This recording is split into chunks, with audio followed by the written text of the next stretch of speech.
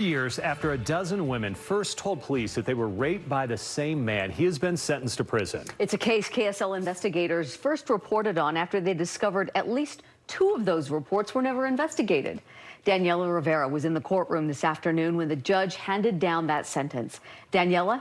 Well, Mike and Deanie, Joshua Homer is already in prison for sex crimes against a 16-year-old. But today is the 6th sentencing date in this case after multiple postponements and delays. And tonight, the survivors in this case are relieved. It's finally over.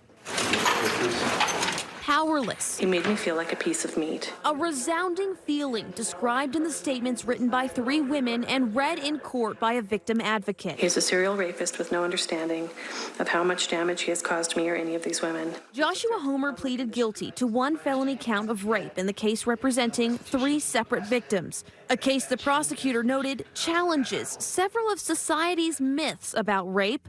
Homer wasn't a stranger.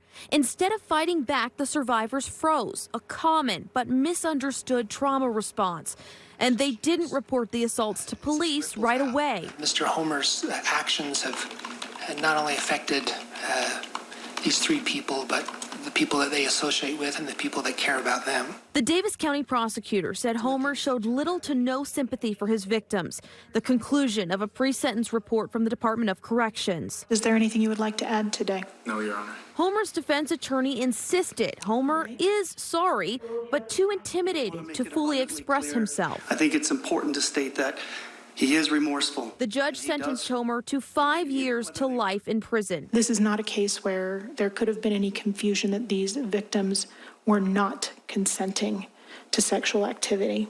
Nonetheless, Mr. Homer went forward with it, and in that sense, I think that this is a particularly depraved crime. It made me feel like I was being heard, and she did listen to my statement, and she cared. Bailey Steed is one of 3 women who described living in fear of Homer for years after the assaults. In the end, it was their voices that took his power over them away.